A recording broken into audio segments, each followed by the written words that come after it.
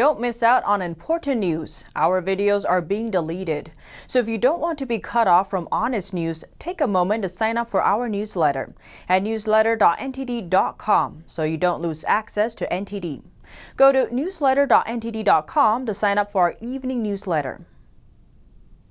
The mayor of Portland, Oregon, is striking a new tone after months of riots in the city. He's calling on residents to help unmask the people behind the ongoing violence.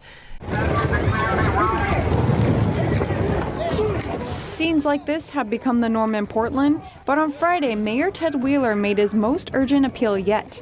He's asking the public to help take back the city. We must stand together as a community against this ongoing criminal intimidation and violence. Wheeler is asking residents to help authorities put an end to the nightly violent protests and riots that have plagued the city for nearly 11 months. Whoever has information about the self-described anarchists committing these crimes are being urged to contact the police. But Wheeler made it clear he isn't asking citizens to become violent or confront people themselves.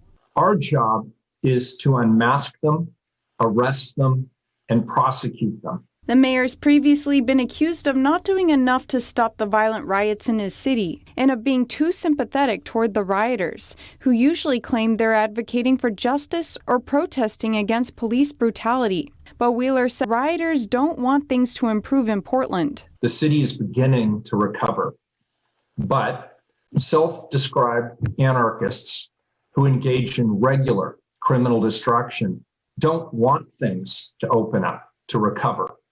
They want to prevent us from doing the work of making a better Portland for everyone. They want to burn, they want to bash. Portland's dealt with unrest since the spring of 2020. Many of those who've committed crimes are members of the far-left anarcho-communist network, Antifa. Others have identified as Black Lives Matter activists. However, most of those arrested and charged haven't faced punishment because the area's top prosecutor declined to pursue the charges. Portland's acting police chief said a number of the violent rioters have already been arrested at least once before. We're seeing a lot of the same people at these events night after night after night. And several people have been arrested now more than once for crimes ranging all the way from disorderly conduct to arson and even attempted murder. He says the district attorney's office is reviewing cases prosecutors previously dismissed if the alleged wrongdoers are arrested again. The mayor says prosecutors and law enforcement leaders have all agreed to hold those who violate the law accountable. A group of parents are speaking out against schools that they claim are indoctrinating their children. They're calling on other parents to get more involved in their kids' education and to give more support. NTD's Don Tran has the details.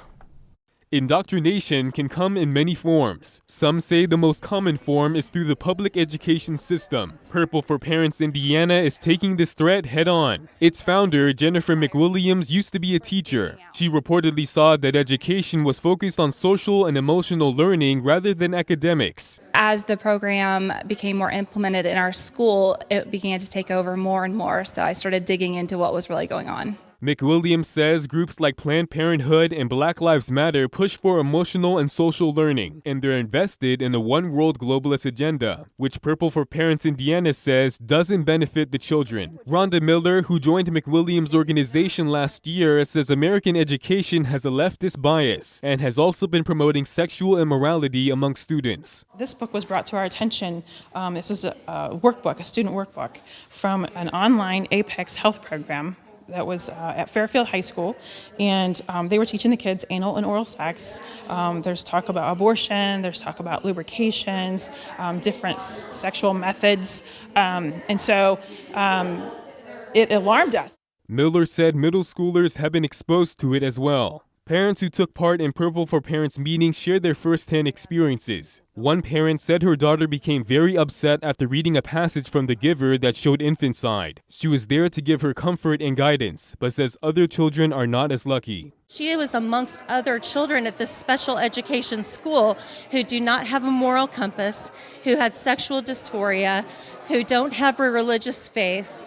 And so those kids, how did that passage land on their minds where they may have behavioral difficulties. When I had my daughter and we started looking into schools and understanding certain things, we started going, man, what's going on? And we used to think it maybe just one here, a little bit here and there. And then the more we look, the more we realize, oh, this is this huge thing that we never were aware of. In Idaho, state lawmakers passed a bill that prohibits schools from making students follow social justice and critical race theory.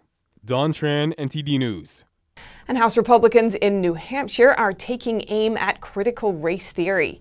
3 Congress members are proposing a bill that effectively bans the theory and the state's dealings and training programs. Rally-goers in Concord, New Hampshire spoke out against what they call indoctrination stemming from the theory. The New Hampshire bill prevents certain divisive concepts based on race and sex from spreading in state contracts, grants, and training programs. One of the bill's sponsors is Republican Representative Keith Ammon, who spoke at a rally on Saturday. He addresses some of the criticism of the bill he is trying to advance in the state's House. The opponents of the bill they're outright lying about what the bill does. They're saying silly, ridiculous things about it. It'll prevent teaching of women's suffrage or the Holocaust or the history of slavery in the U.S. All that is bunk. It's all just a smokescreen.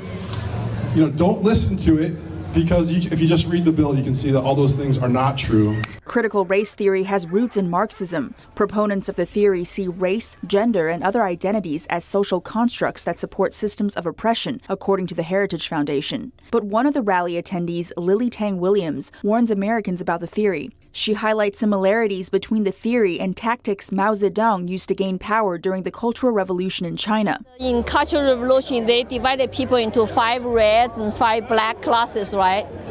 And they in critical race theory, and they divided people into oppressor groups and oppressed groups. So if you're white, male, and Christian conservatives, and then you belong to oppressors groups. So I just don't like that division, because it sounds familiar to me. It's just divide and conquer. Another attendee, who goes by Barbara from Harlem, speaks out against critical race theory. This critical race theory is not based on any godly principles. It's man-made, it's made up, and it teaches racism.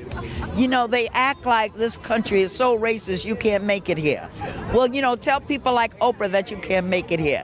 LeBron James, all of these people are living very successful lives because of the opportunities here in America. The bill effectively bans the theory by prohibiting dissemination of concepts in certain state government communications that say one race or sex is inherently superior to another, or that New Hampshire or the United States is inherently racist. The bill is currently in the state Senate.